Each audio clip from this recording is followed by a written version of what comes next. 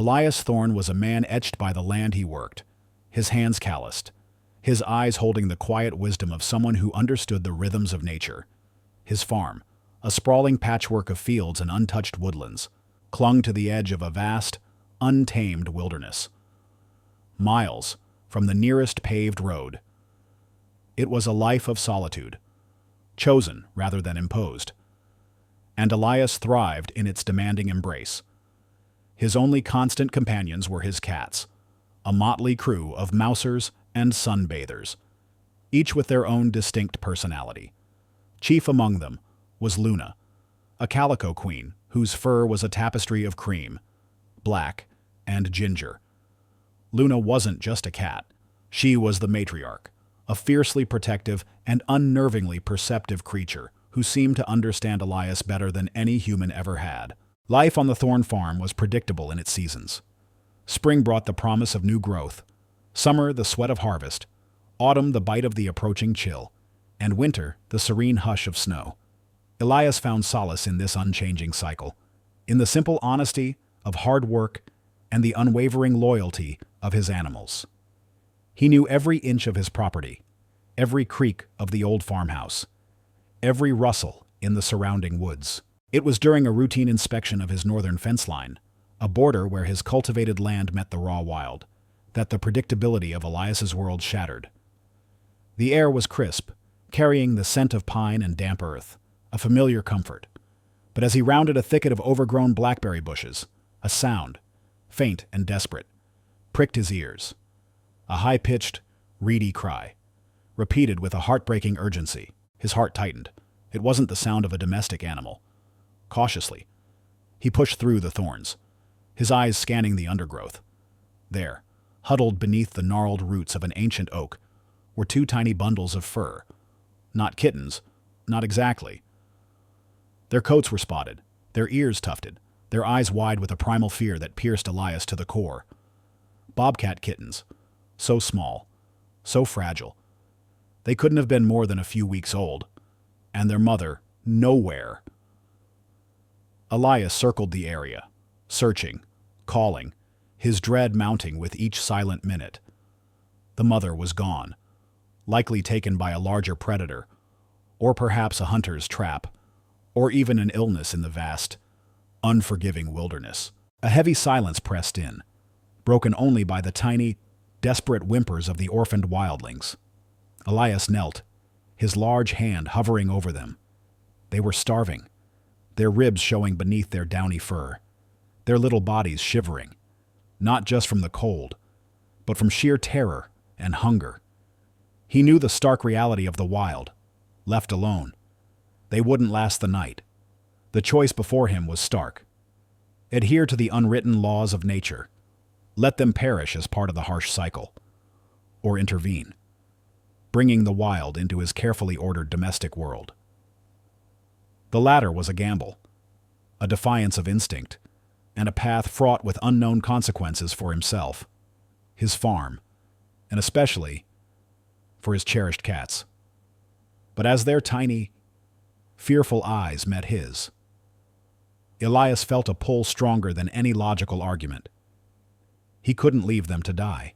The weight of the two tiny bobcat kittens in Elias's hands felt strangely heavy, a mixture of their fragile bodies and the enormous responsibility he had just taken on. He tucked them carefully into the front of his worn canvas jacket, their small whimpers muffled against his chest. The walk back to the farmhouse was a blur of hurried steps and frantic thoughts. How would he feed them? Where would they stay? And, perhaps most pressingly, how would his own cats react to these wild intruders? He entered the warmth of his kitchen, the familiar scent of wood smoke and freshly brewed coffee doing little to calm his racing heart.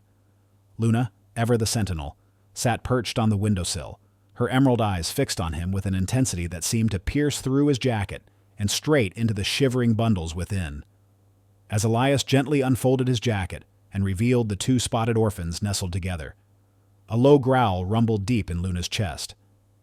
It wasn't a warning, not yet, but a guttural sound of suspicion, of ancient instincts rising to the surface. The other farm cats, roused by Luna's agitation, began to gather. Whiskers twitched, tails lashed, and eyes, usually soft and trusting, narrowed with a mixture of fear and territoriality. Shadow, a sleek, black tomcat known for his swagger and fierce independence, hissed, his fur bristling along his spine. He was the youngest and most territorial of Elias's male cats, and the sight of the wildlings seemed to ignite a primal fury within him. The kitchen, usually a haven of purrs and contented naps, was now charged with an almost palpable tension. Elias tried to speak soothingly, explaining his desperate rescue in soft tones, but the cats didn't understand words. They understood scent, and the scent of wild predator, however small, was alien and threatening in their domestic sanctuary. He quickly prepared a makeshift den in a quiet corner of the mudroom, lining a sturdy crate with old blankets. He attempted to feed the kittens with a small syringe, offering warmed goat's milk, but they were too weak, too terrified. Their tiny snarls and panicked flailing only intensified the unease radiating from his farm cats. Days bled into a week, a grueling cycle of sleepless nights spent nursing the bobcats, coaxing drops of milk into their unwilling mouths, and constantly mediating the simmering hostility between his domestic felines and the wild interlopers. Blaze, the slightly larger of the two, seemed marginally stronger, but Ember, the smaller female, faded in and out of consciousness, her breathing shallow. Elias felt the crushing weight of their fragility, knowing he was fighting a losing battle if he couldn't get them to thrive. The stress was immense, not only from the constant care but from the quiet disapproval from his own cats. They kept their distance, watching him with an almost judgmental gaze, as if questioning his sanity for bringing such peril into their home. He tried to keep the bobcats separate, but the distinct, wild scent permeated the air, a constant reminder of their presence. Luna, usually by his side, now kept a wary distance, her watchful eyes rarely leaving the mudroom door. Shadow continued his overt displays of aggression, hisses and snarls, echoing through the house whenever he caught a glimpse of the spotted babies. Elias felt a profound sense of isolation. He had acted on instinct, on compassion, but he was alone in this endeavor, battling not only the wilderness's indifference, but also the primal instincts of his beloved farm animals. He feared for the bobcat's survival, and perhaps even more, for the fragile harmony of his home, which now seemed irrevocably broken by his desperate act of kindness. He was losing hope, watching Ember grow weaker by the hour, wondering if he had made a terrible mistake. Despair hung heavy in the farmhouse air, as thick and oppressive as the impending storm brewing outside. Ember, the smaller bobcat kitten, was barely clinging to life. Her breathing was shallow, her tiny body growing colder despite Elias's desperate attempts to warm her. Blaze, though stronger, seemed to sense his sibling's fading energy, nuzzling her weakly, his own cries soft and mournful. Elias sat by their makeshift den, a silent vigil, the bitter taste of failure in his mouth. He had tried, but the wild was too strong, the odds too stacked against them. Luna, the matriarch, sat across the room, her eyes never leaving the struggling kittens. Her earlier hostility had softened into a relentless, almost painful observation. The other farm cats, including Shadow, had retreated, sensing the gravity of the moment, their curiosity now mixed with a strange, unreadable apprehension. Then, as the first drops of rain began to drum against the window pane, something extraordinary happened. Luna, with a deliberate slowness that held the weight of ages, rose to her feet. Every cat in the room seemed to hold their breath. Elias watched, frozen, as she walked toward the crate. Shadow let out a low, questioning growl, but Luna ignored him, her focus unwavering. She paused at the edge of the den, her nose twitching, taking in the scent of fear and vulnerability. Elias braced himself, expecting a hiss, a swat, a final rejection. Instead, Luna extended her head, her whiskers brushing lightly against Blaze's trembling fur. The kitten flinched, then, surprisingly, leaned into the touch. A soft purr, deep and resonant, vibrated in Luna's chest, a sound Elias hadn't heard from her in days. Then, to Elias's utter astonishment, Luna gently nudged Ember, licking the tiny kitten's head with a tenderness that defied logic, defying instinct. Elias watched, his eyes wide with disbelief, as Luna carefully, meticulously, maneuvered herself into the crate. She lay down, her large calico body a warm, comforting presence. And then, she did the unthinkable. She began to purr louder, a rumbling lullaby. And moments later, with a gentle nudge, she encouraged the two wild orphans to nuzzle into her belly. Elias, who had seen many miracles on his farm, had never witnessed one quite like this. He held his breath as Blaze and Ember, guided by an ancient, undeniable hunger, began to tentatively nurse. A wave of profound relief, so potent it made his knees weak, washed over Elias. Luna, the fierce guardian of his home, the embodiment of domesticity, had opened her heart to the wild. It was a silent, powerful testament to compassion, an act that transcended species, instinct, and fear. As the tiny bobcats suckled, their desperate whimpers fading into soft contentment, the tension in the room dissipated.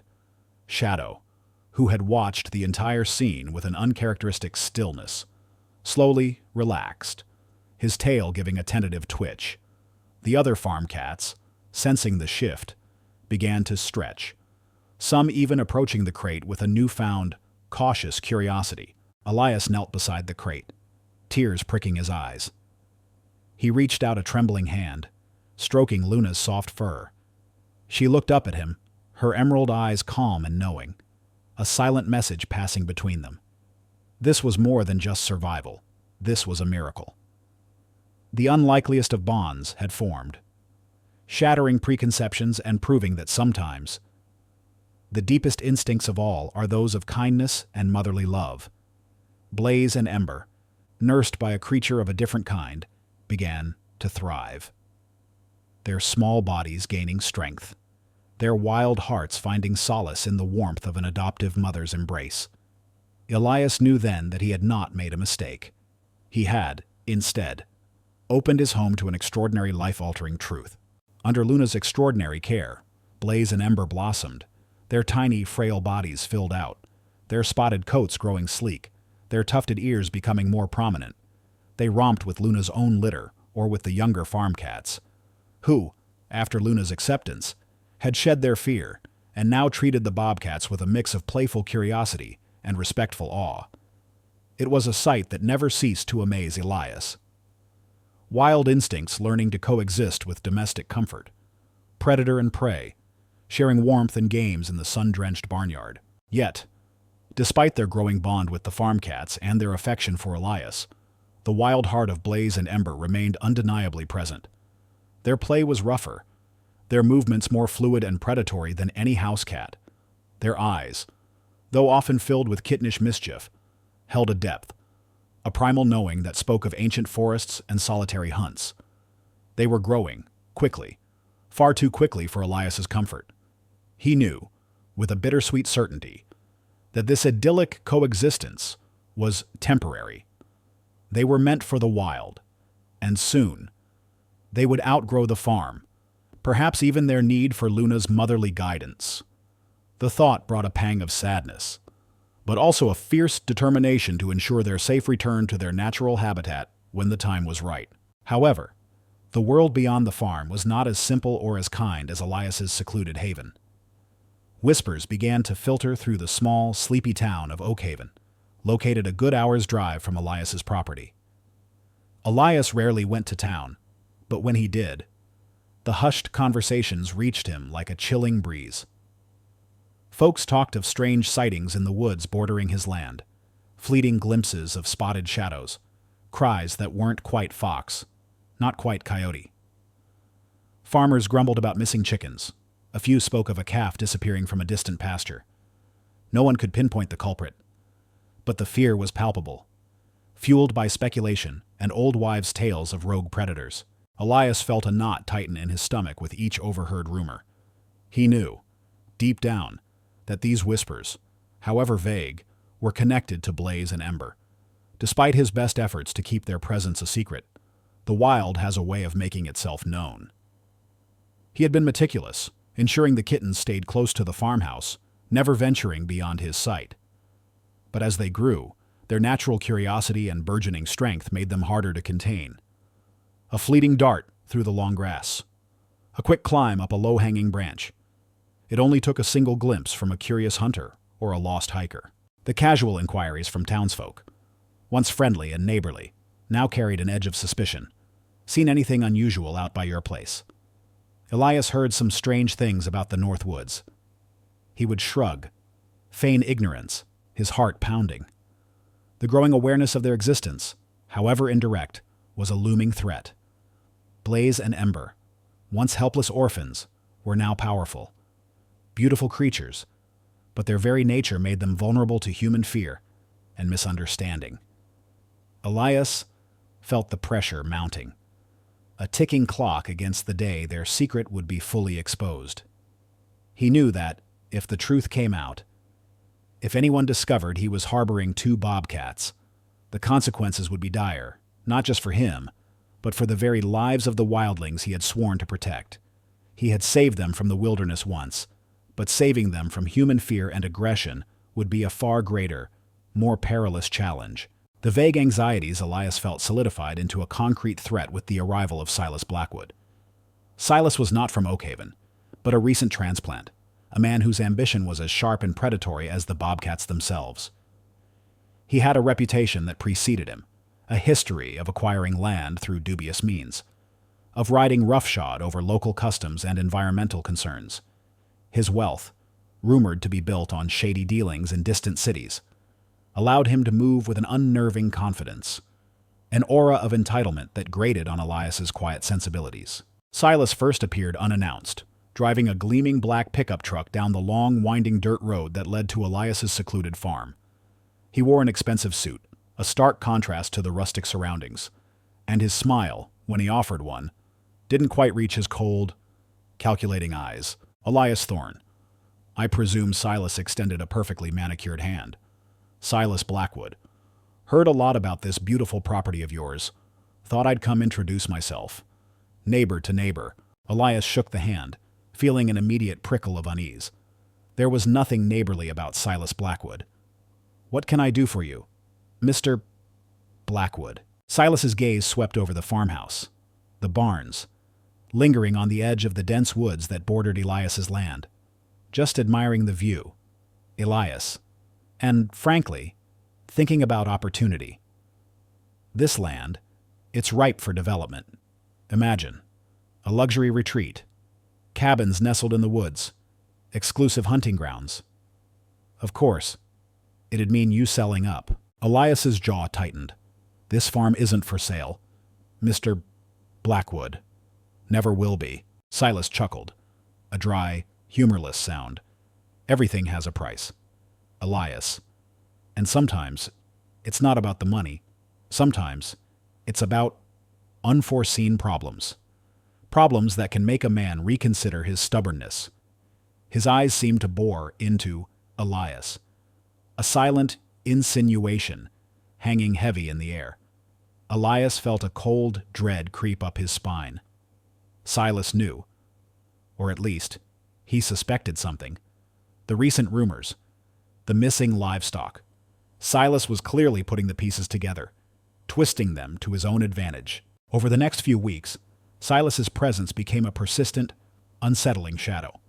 He would drive by slowly, his truck kicking up dust, or park just outside Elias's property line, watching.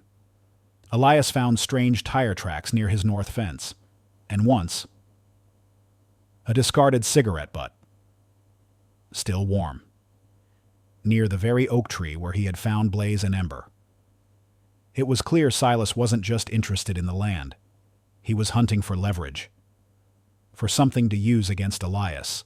The threats, initially veiled, grew more overt.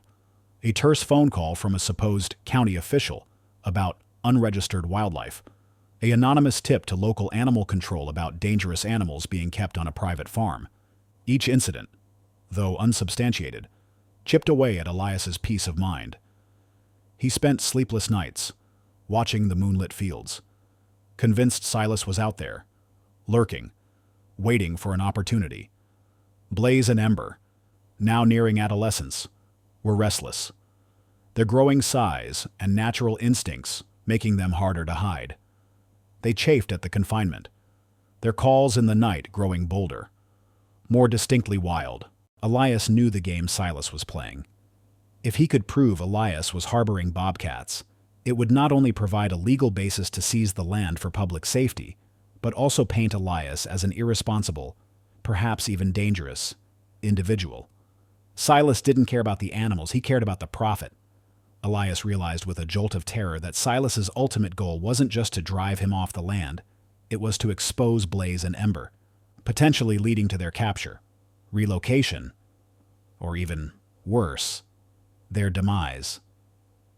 He had to act, and quickly, before Silas's desperate plot destroyed everything he held dear: the farm, his peace, and most importantly, the lives of the wild children he had saved. The air grew heavy with a sense of impending confrontation. Elias could feel Silas Blackwood's predatory gaze even when the man wasn't physically present. The threats had escalated from veiled warnings to thinly disguised ultimatums, often delivered by anonymous calls or menacing notes, left tacked to his gate. Elias knew Silas was planning something definitive, something that would force his hand and expose Blaze and Ember. He had to prepare. One crisp autumn evening, as twilight painted the sky in shades of bruised purple and fiery orange, Elias heard the distinct hum of a high-powered off-road vehicle, cutting through the usual symphony of crickets and distant owl hoots. It wasn't Silas's usual sleek truck. This was something built for stealth and speed off the beaten path. Elias's heart hammered against his ribs. This was it. He peered through his kitchen window, his blood running cold. Two dark figures emerged from the tree line. Not Silas himself, but two burly men, carrying what looked like tranquilizer guns and large nets. They were Silas's hired muscle, sent to do the dirty work. And they were heading straight for the old barn, where Blaze and Ember often slept, nestled amongst the hay bales with Luna and the other farm cats. Elias sprinted outside, yelling, but his voice was swallowed by the vastness of the farm. He knew he couldn't fight two armed men alone. He needed a diversion, time, as if on cue. Luna, who had been resting on the porch, sprang to attention. Her ears swiveled, her tail lashed, and a low, guttural growl vibrated in her chest. A sound of primal warning Elias had rarely heard. Suddenly, Luna launched herself forward, not at the men, but towards the edge of the woods, letting out a series of piercing, almost wild yelps. The other farm cats, sensing the urgency in their matriarch's cry, followed her lead, scattering into the twilight, their movements a blur of fur and shadow. It was a calculated, brilliant distraction. The two men paused, momentarily confused, one of them muttering, "What in blazes was that?" "Forget the strays, get the bobcats," a gruff voice commanded. But Luna and her feline army were already making their presence known. They darted between the men's legs, a whirlwind of claws and growls, not intending to harm, but to confuse and delay. Shadow, the once hostile tomcat, was now a fearless warrior, swiping at shins, causing one of the men to stumble. It was a bizarre, chaotic ballet of domestic felines defending their wild foster siblings. While the men were occupied, cursing and swatting at the nimble farm cats, Elias seized his chance. He raced to the barn. Blaze and Ember, alerted by the commotion, were already awake, their eyes wide with fear, their bodies tensed. Luna's extraordinary motherly training had prepared them for this. They understood danger. "Blaze, Ember, follow me," Elias whispered urgently, opening a rarely used back door of the barn that led directly into a dense, overgrown thicket. He had prepared this path, cutting back thorns, creating a barely visible trail leading deeper into the untamed wilderness behind his property. The bobcats hesitated for a split second. Then, driven by instinct and Elias's trusted presence, they darted through the opening. They were fast, silent, disappearing into the undergrowth like ghosts. Elias heard the men closing in, their angry shouts drawing nearer.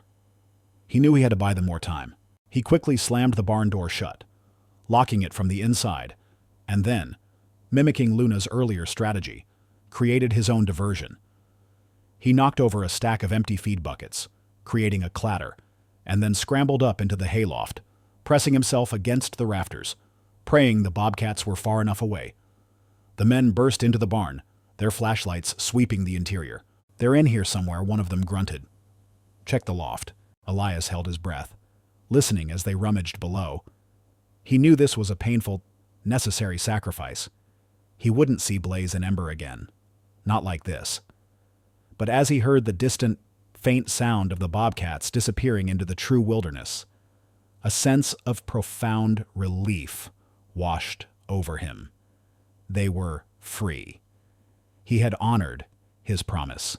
The confrontation in the barn was swift and brutal, but Elias had prepared. When Silas Blackwood's men finally found him in the hayloft, Elias feigned ignorance, claiming he was simply tending to his farm and knew nothing of any wild animals. The men, frustrated by the lack of bobcats and the relentless harassment from Luna and the other farm cats, were left with nothing concrete. Their mission had failed. Silas Blackwood, however, was not a man to be easily deterred. Enraged by the botched operation, he doubled down on his efforts, pushing harder, making increasingly aggressive moves to seize Elias's land. He began to spread malicious rumors about Elias in Oakhaven, painting him as a recluse, unstable, and dangerous, suggesting he was hoarding illegal animals, even hinting at foul play concerning the missing livestock.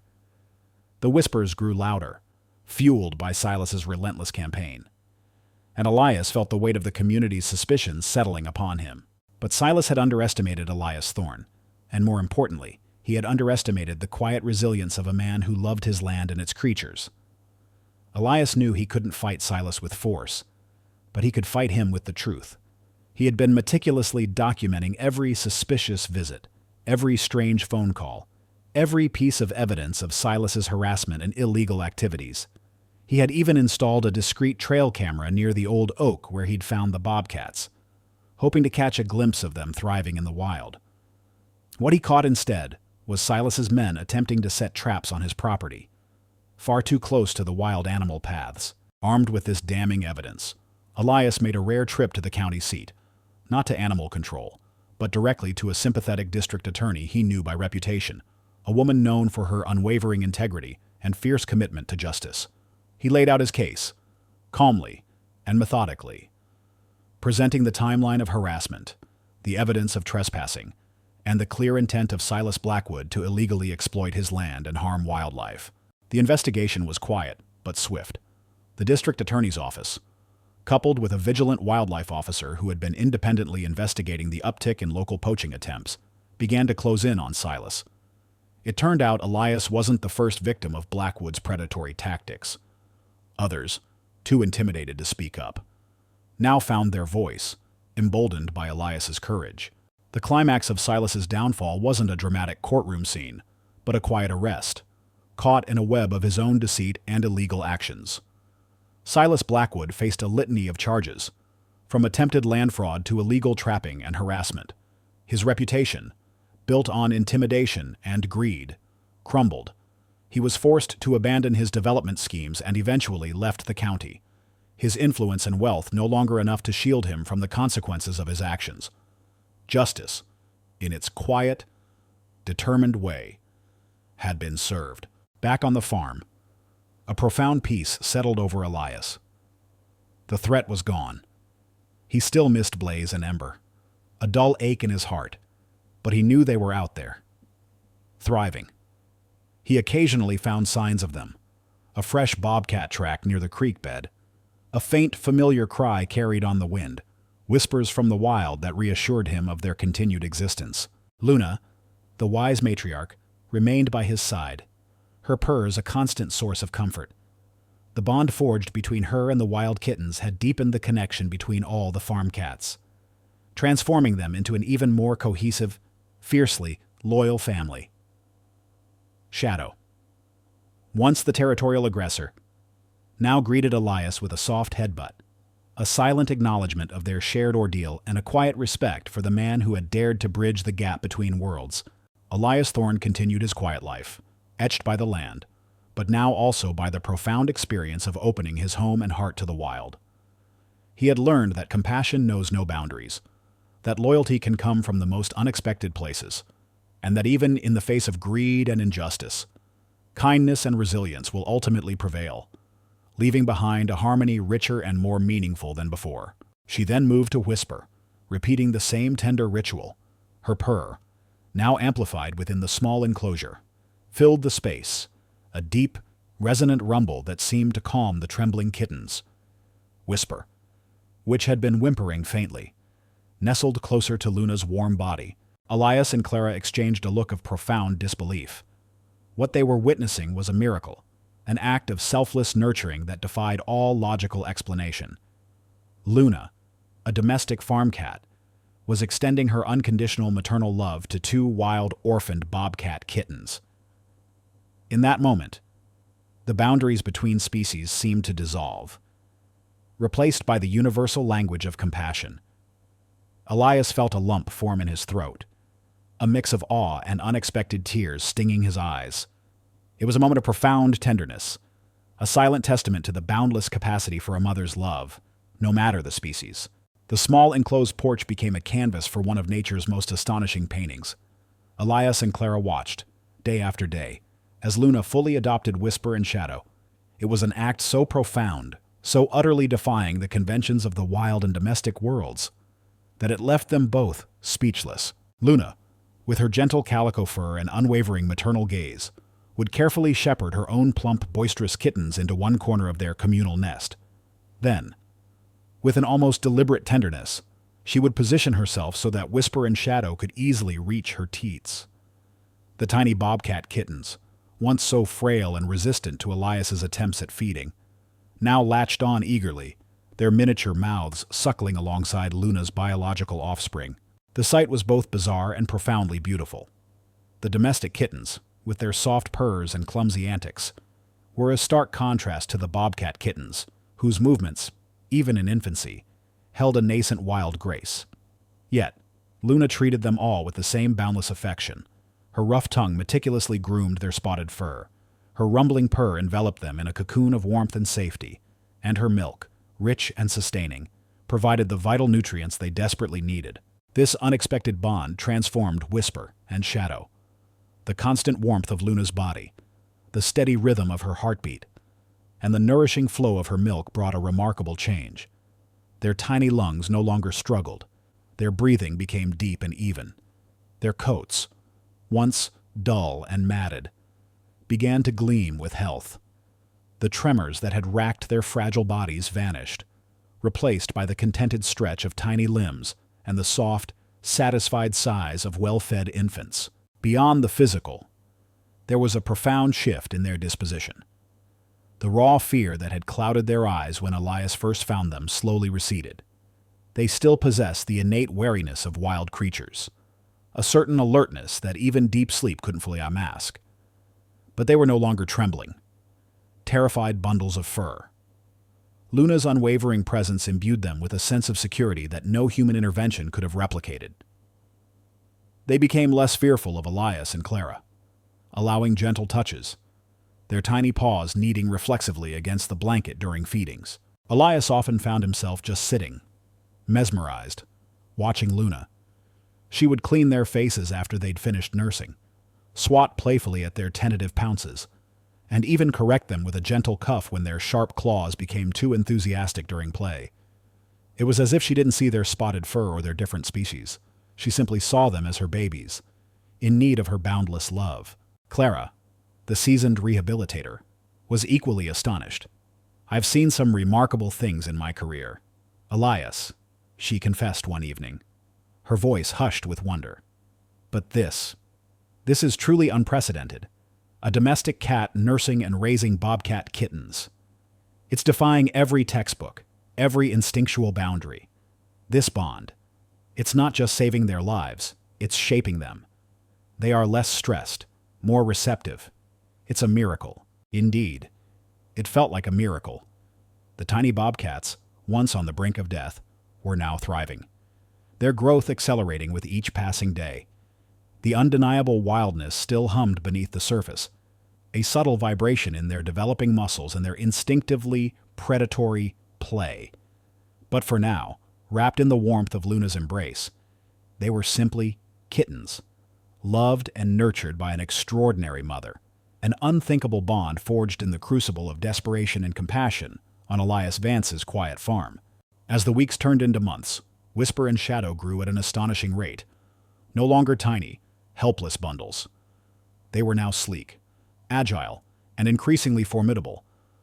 Their coats, a canvas of tawny fur dotted with distinct rosettes and stripes, became thicker, their powerful legs more defined. Their eyes, once wide with infantile curiosity, now held the piercing, intelligent gaze characteristic of their wild lineage. The playful nips that had once been adorable became stronger. Their tiny claws, though still sheathed, extended with a predatory precision during mock hunts. They stalked Luna's kittens with an innate grace, mimicking the ambush tactics of their wild kin. While Luna continued to nurture them with unwavering patience, Elias and Clara noticed a growing divergence between the bobcats and their domestic foster siblings. Luna's own kittens, fluffy and content, enjoyed wrestling and chasing string. Whisper and Shadow, however, were drawn to climbing the tallest shelves, scaling the barn rafters with effortless agility, their leaps silent, their landings precise. Their curiosity was boundless, but it was a different kind of curiosity than that of a house cat. They were fascinated by the rustle of leaves outside, the chirping of unseen birds, the distant hoot of an owl. Their ears, with their distinctive tufts, swiveled independently, picking up sounds imperceptible to human hearing. A subtle shift in the wind, a faint scent carried on the breeze. These were the things that truly captivated them. Clara, ever the pragmatist, was the first to vocalize the truth that was becoming increasingly apparent. "Elias," she said one afternoon, watching Whisper attempt to pounce on a moth with the focused intensity of a seasoned hunter. "They are magnificent, and Luna has performed a miracle. But we both know this can't last forever." Elias sighed, the weight of her words settling heavily on him. He had grown deeply attached to the two bobcats. They were a part of his daily life, a constant source of wonder. He cherished their unique bond with Luna and found himself enchanted by their wild beauty. Yet, he also recognized the undeniable truth. Whisper and Shadow were not pets. They were wild animals, born of the wilderness, and their true home was not a farmhouse porch or a cozy barn. Their instincts are kicking in, strong and clear. Clara continued, her voice gentle but firm. They're learning how to hunt, how to stalk, how to survive. Those are not behaviors we can, or should, suppress. They are becoming bobcats, not oversized house cats. Keeping them here, as they are now, would be a disservice to their nature. It would be cruel, in its own way. The internal conflict within Elias was immense. His heart, which had opened so unexpectedly to these tiny orphans, wanted to keep them safe, close. He worried about their survival out in the harsh world, about the dangers they would face. He worried about Luna, and how she would react when her adopted children inevitably left. But his mind, practical and grounded, knew Clara was right. Every day, the gap between their innate wildness and the confines of the farm widened. They need space," Elias murmured, his gaze fixed on Whisper, who was now meticulously grooming a paw. Every movement economical and purposeful. Real space. The woods. Clara nodded. "And they need to be taught to fear humans, not trust them. Luna has given them a tremendous gift, a strong start, a foundation of health and confidence. But now, they need to learn to be wild bobcats. That means a carefully managed release, if we can even achieve it. And there are legal hurdles, Elias, big ones. The unspoken weight of the law hung heavy in the air. Keeping wild animals, especially predators, was not a simple matter of good intentions. Elias knew this. He had pushed that knowledge aside in the desperate early days. But now, with Whisper and Shadow thriving, it loomed large. The joy of their miraculous survival was now tempered by the bittersweet realization that their journey with him was approaching a critical crossroads. The whispers of the wild were growing louder, calling their true children home, and Elias knew he had to answer. Elias Vance's farm, normally a haven of quiet industry, began to attract unwanted attention. In the close-knit rural community, news traveled not through gossip, but through observation. A keen eye for anything out of the ordinary. And 2 growing bobcat kittens, even if mostly confined to the porch and barn, were definitely out of the ordinary. The most scrutinizing eyes belonged to Jebediah Croft, Elias's nearest neighbor. Jebediah owned the sprawling property adjacent to Elias's, a meticulously maintained expanse of cornfields and cattle. He was a man of strict routines and an unyielding adherence to what he considered proper farm life. To Jebediah, wild animals were pests, an inconvenience, or, at worst, a threat to his livestock and livelihood. He valued order, control, and a clear distinction between the untamed wilderness and the domesticated world of agriculture. Jebediah had always viewed Elias with a mixture of detached tolerance and mild suspicion. Elias was a bit of an enigma, too quiet, too focused on his rescue animals rather than maximizing crop yields. But the arrival of Clara Thorne's battered truck and her prolonged stay on Elias's property piqued Jebediah's interest. He'd seen her before, heard the whispers about her wild animal work. Then came the sightings. A flash of spotted fur near the barn. A strange, high-pitched cry that didn't sound like any domestic cat he knew. His farmhands, often prone to exaggeration, reported seeing giant kittens on Elias's porch, moving with an unnatural stealth. At first, Jebediah dismissed them as exaggerations, but his suspicion gnawed at him.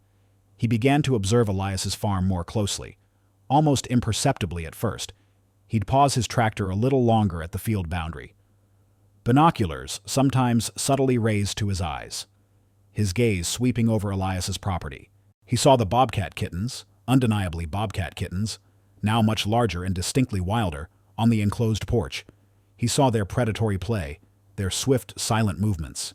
He watched as Luna, the calico farm cat he recognized, interacted with them, a sight that simultaneously baffled and enraged him. It was unnatural, a blurring of lines that Jebediah found deeply unsettling. His initial curiosity morphed into a dangerous conviction. Elias Vance, his quiet, eccentric neighbor, was harboring dangerous wild animals, animals that could carry disease, threaten his cattle, or, worse, harm his grandchildren when they visited. He knew the law.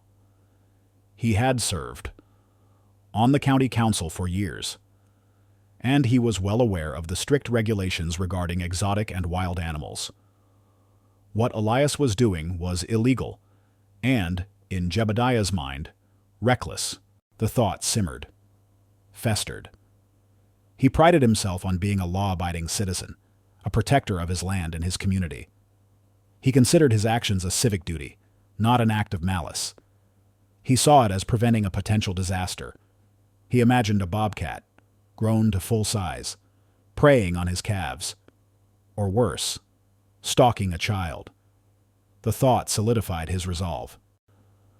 One evening, after watching the 2 bobcats engage in a mock hunt, their movements undeniably those of burgeoning predators, Jebediah made his decision. He went inside, picked up his phone, and dialed the number for the State Wildlife Agency.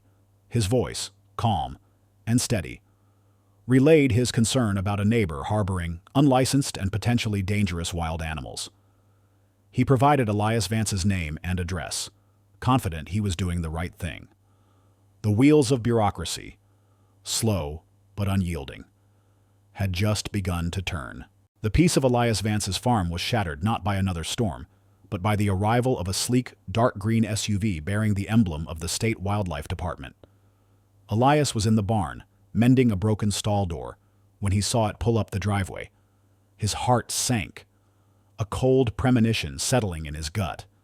He knew, instinctively, what this visit was about. A stern-faced man in a crisp uniform, Officer Thorne, stepped out of the vehicle. He was tall, authoritative, with an air of professional detachment. His gaze swept over the farm, lingering for a moment on the enclosed porch where Whisper and Shadow, now considerably larger and more distinctly wild, were napping under Luna's watchful eye. "Boy." Elias Vance.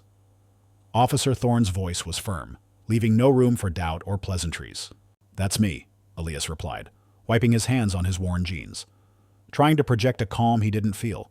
"I'm Officer Thorne with the State Wildlife Department. We received a report regarding the presence of wild animals, specifically bobcats, on your property." His eyes narrowed slightly, betraying a hint of suspicion. "Do you have the necessary permits for possessing such animals, Mr. B. Vance?"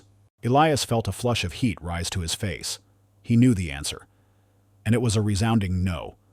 He cleared his throat. "Officer, I found them.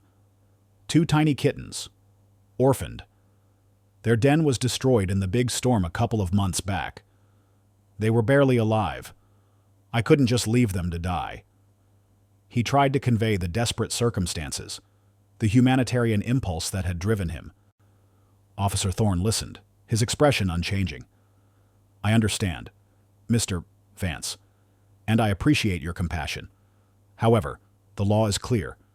Bobcat possession without a Class 3 wildlife permit is strictly illegal in this state. These are wild animals, and they belong in the wild, not on a farm, regardless of their origin." "They wouldn't have survived," Elias pleaded, his voice rising slightly. "They were too young, too weak. I've been working with a retired wildlife rehabilitator, Clara Thorne. She's been helping me." "Clara Thorne," Officer Thorne interrupted, a flicker of something unreadable in his eyes. "I am aware of Ms. Thorne. While her intentions are often good, she operates independently and cannot supersede state regulations." He paused, then continued, his voice hardening slightly. "Let me be clear. Mr. Vance, you are facing significant fines and potentially legal action for illegal possession of wildlife. More importantly, these animals will be confiscated." The word confiscated hit Elias like a physical blow. The thought of Whisper and Shadow being ripped from the only home they'd ever known, from Luna's care, filled him with a cold dread. "Confiscated? Where would they go?" he asked, his voice barely a whisper. "They would be assessed by our department," Officer Thorne explained, "and likely placed in an accredited zoo or a licensed wildlife sanctuary equipped to handle wild felines. Or, if deemed unsuitable for rehabilitation, a more permanent solution may be necessary." The unspoken implication of a permanent solution sent a shiver down Elias's spine. He pictured the tiny, shivering bundles he'd found, the way Luna had cradled them, the playful pounces they now made. To have it all undone, to have their miraculous survival end in a cage or worse, was unthinkable. "Please, officer," Elias began, desperation creeping into his voice. "They're thriving because of the unique circumstances. They have a foster mother, one of my farm cats, Luna. She's been nursing them, raising them with her own kittens. It's an incredible bond, a natural miracle. They're not domesticated, but they've had a unique start. We're planning for their eventual release, a slow, careful process." Officer Thorne raised a hand, cutting him off. "Mr. Vance, I'm a wildlife officer, not a sentimentalist. My job is to enforce the law and protect both the public and the wildlife. I will need to inspect the animals. If what you say about this foster mother is true, it is an interesting detail, but it doesn't change the fact that you are in violation of state law. I will be back with a warrant if necessary. For now, consider this a formal warning. Do not interfere with them, and do not attempt to move them." With that, Officer Thorne turned, a rigid figure of authority, and walked back to his SUV. Elias watched him drive away, the dust settling in the quiet air. The farm suddenly felt less like a sanctuary and more like a trap. His simple act of kindness, born of desperation, had drawn the attention of the law, and now the fate of Whisper and Shadow hung precariously in the balance. The unforeseen obstacle had arrived, threatening to tear apart the unthinkable bond. Clara Thorne arrived back at Elias's farm shortly after Officer Thorne's visit, a grin set to her mouth. Elias had called her immediately, his voice laced with panic. She listened to his recounting of the officer's warning, her own expression growing increasingly severe. "I knew this was a risk," she stated, pacing Elias's kitchen with restless energy. It always is when you try to help wild creatures outside the system. But Jebediah Croft, that old busybody, I should have known he'd be the one to stir the pot. Her eyes, usually so sharp, held a distant, troubled look. Elias watched her, sensing a deeper frustration beneath her professional exasperation. Is there anything we can do, Clara? They can't go to a zoo. Not after Luna. After everything. Clara stopped pacing and turned to face Elias, her usual stoicism momentarily cracking. This isn't my first rodeo with bureaucratic red tape. Elias, she said, her voice laced with bitterness. Years ago, early in my career, I was rehabilitating a rare peregrine falcon. It had a broken wing, a severe injury. I had a meticulously planned release strategy, a perfect spot. But a local official, a man with a personal vendetta against my methods, pulled every string he could. He deemed my facility unsuitable on some technicality, exaggerated the bird's perceived domestication. Utter nonsense. They confiscated it, sent it to a zoo. It died within a week, from stress and the wrong environment. It was devastating. It haunts me to this day. Her admission, raw and uncharacteristic, revealed a deep-seated pain Elias hadn't known she carried. It explained her unwavering focus, her almost fierce protectiveness of the animals she helped. It wasn't just about the creatures. It was about fighting for justice, for the right outcome, when others might have failed them. I won't let that happen to Whisper and Shadow, Clara declared, her blue eyes hardening with resolve. The personal history had clearly fueled her determination. They are not zoo exhibits. They have been raised by a domestic cat, a unique, unprecedented circumstance. That changes everything. It means they haven't learned to fear humans in the way wild bobcats do. But they also aren't truly domesticated. A standard release, or worse, a permanent captive environment, would be detrimental to them. She began to pace again. But this time, her movements were charged with a new purpose. We need a plan. A bold one. Officer Thorne is bound by the law. Yes. But he's also a professional. He'll listen to reason if we present a watertight case. We need to prove that these specific bobcats, due to Luna's intervention, require a carefully managed transition back into the wild or placement in a specialized, humane sanctuary that can provide that, not a generic zoo cage. Elias felt a flicker of hope. What kind of plan? Documentation, for a start. Clara rattled off, her mind already racing. Every feeding, every ounce of weight gained, every interaction with Luna. We'll present the scientific data about imprinting and cross-species nurturing. We'll invite Officer Thorne, and ideally, an independent wildlife behaviorist, to witness the bond with Luna firsthand. It's their strongest asset. They can't ignore what they see with their own eyes. And the community? Elias asked, thinking of Jebediah and the other skeptical neighbors. Clara's lips thinned. We need to rally support. The good folks who understand. We'll make this public, within reason. We'll show them the truth of Luna's amazing love and how unique these bobcats are. It won't be easy. There will be those like Jebediah who only see a threat. But there will be others who see a miracle. We have to appeal to their better nature, to their compassion. It was a desperate plan, fraught with uncertainty and potential pitfalls. But as Elias looked at the fierce determination in Clara's eyes, a woman not just fighting for 2 bobcat kittens, but for a deeply personal injustice from her past, he knew they had to try. The lives of Whisper and Shadow, and the validation of Luna's extraordinary motherhood, depended on it. The news of Elias Vance's bobcats and the looming threat of their confiscation spread like wildfire through the quiet rural community.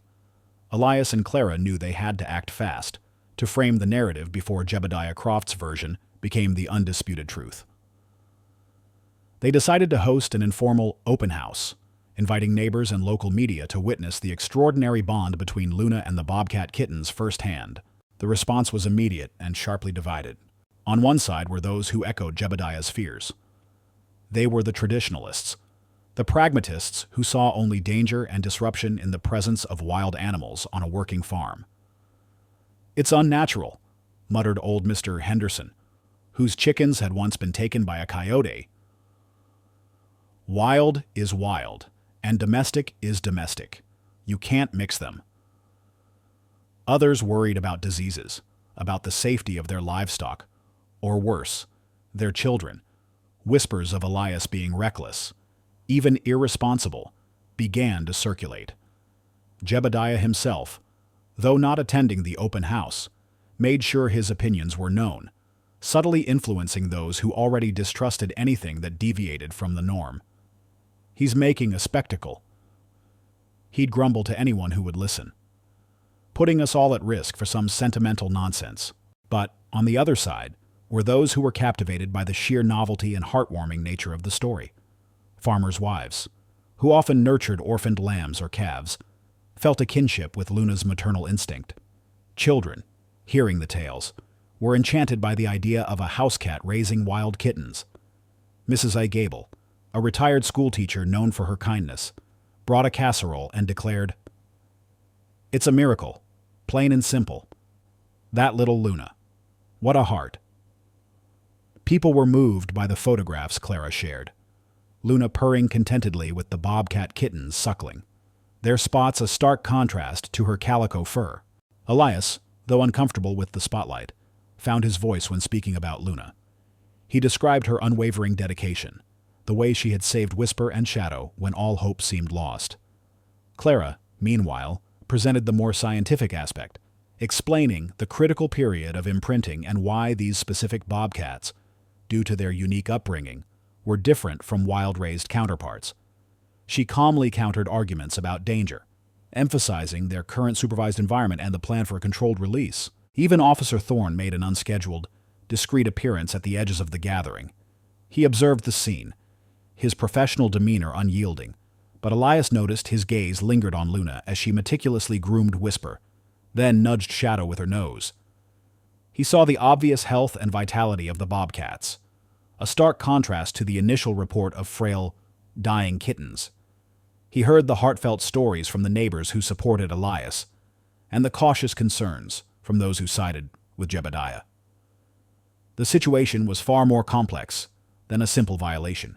Throughout it all, the farm cats, sensing the heightened emotions and unusual number of visitors, remained watchful. Old Man Tiber, ever the protector, positioned himself prominently on the porch railing, his gaze sweeping over the crowd, a silent guardian of his unusual family. Luna, however, seemed oblivious to the human drama. Her focus remained entirely on Whisper and Shadow, who, though growing more independent, still sought her comfort and warmth. She would sometimes glance at the humans, her eyes holding an almost knowing intelligence, as if silently asserting her right to protect her improbable offspring. The story became a local sensation, a battleground of ideas. It wasn't just about two bobcats anymore. It was a microcosm of larger themes, compassion versus fear, the power of nature versus the rigidity of law, and the surprising bonds that could form when kindness triumphed over ingrained prejudice. The community was divided, but for Elias, Clara, and the extraordinary feline family, the fight had just truly begun. The day of the assessment arrived, heavy with anticipation. Officer Thorne, true to his word, returned to Elias's farm, this time accompanied by Dr. Eleanor Vance, a renowned wildlife behaviorist from the State University. Dr. Vance was a woman in her late 40s, with keen, intelligent eyes that missed nothing and a reputation for rigorous scientific observation. She carried a tablet and a specialized camera, her demeanor calm but focused. Elias and Clara met them on the porch. The air was thick with unspoken tension.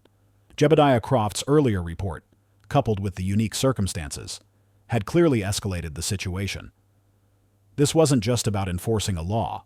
It was about making a complex judgment that could determine the bobcat's future. "Doc Vance," Officer Thorne introduced, his voice clipped and professional. "This is Mr.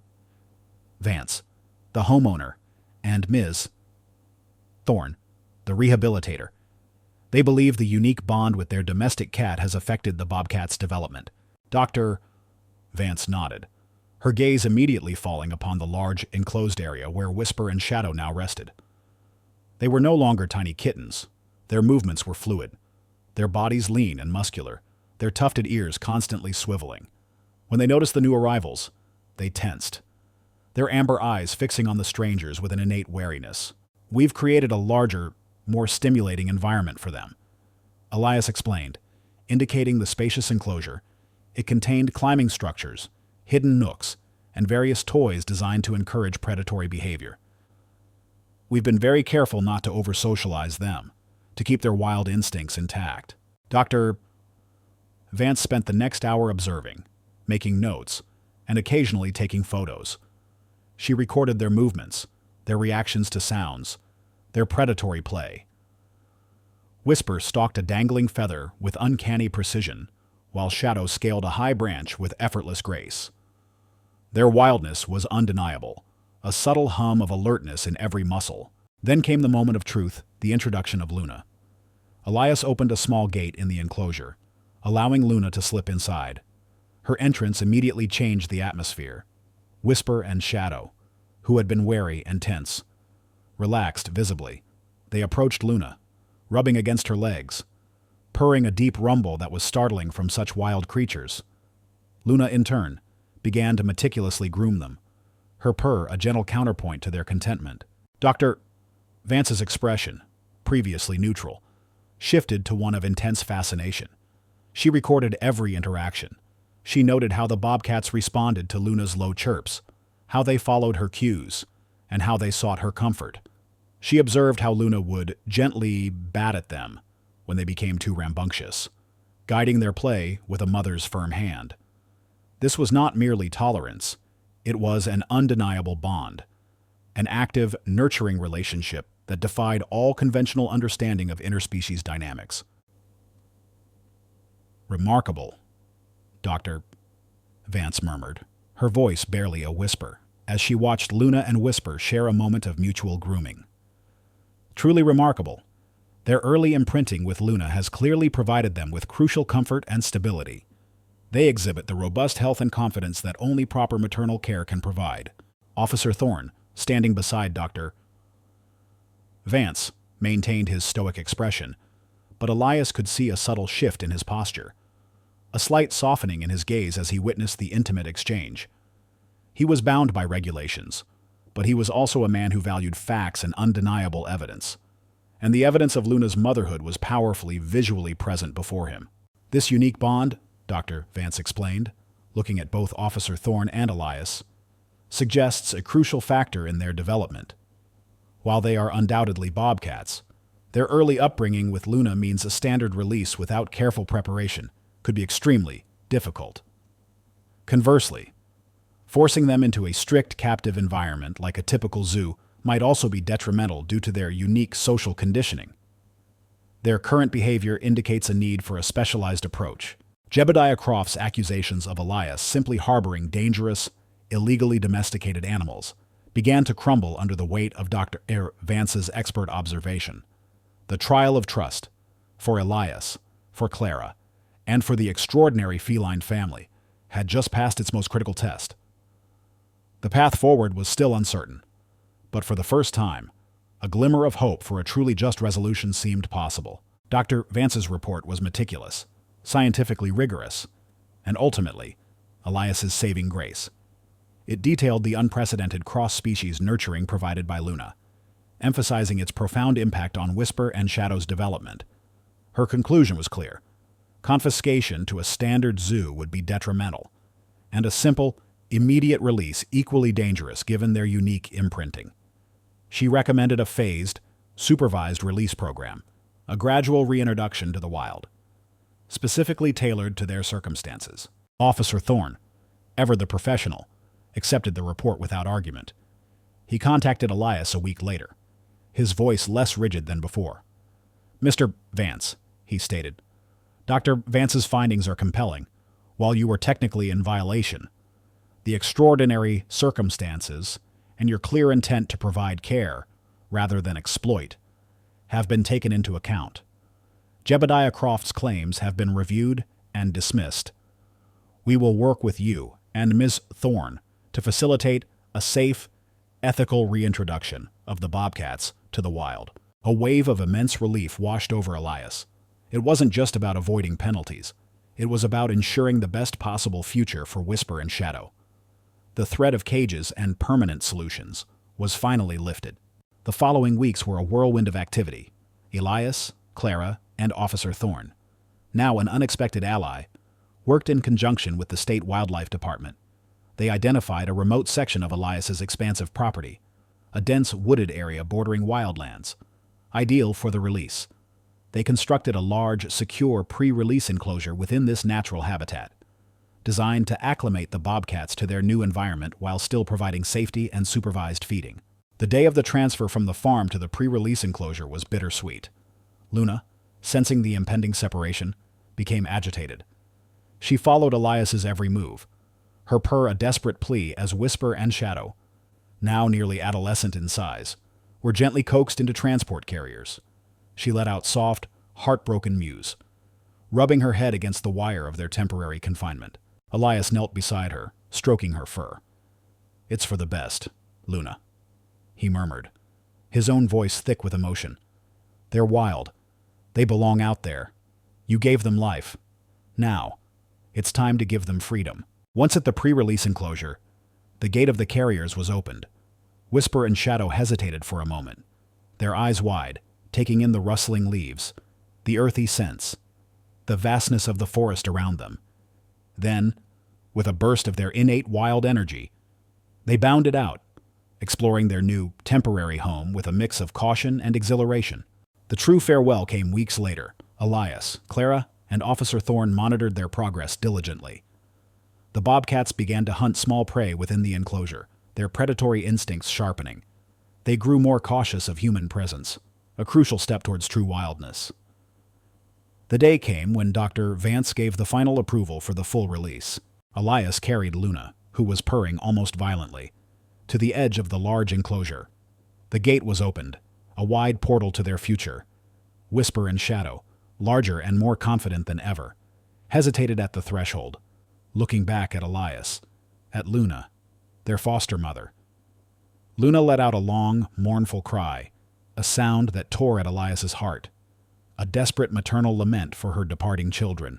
Then, with a final, silent glance, Whisper led the way, melting into the dense undergrowth. Shadow followed, its spotted fur disappearing seamlessly into the dappled light of the forest. They were gone. Luna trembled in Elias's arms, still letting out soft, heartbroken sounds.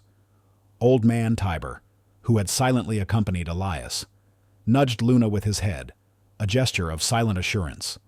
It was the right thing. They had done what was right.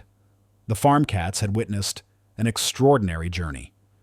And now, the children of the wild were returning to their rightful home, carrying with them the indelible mark of a most unthinkable bond.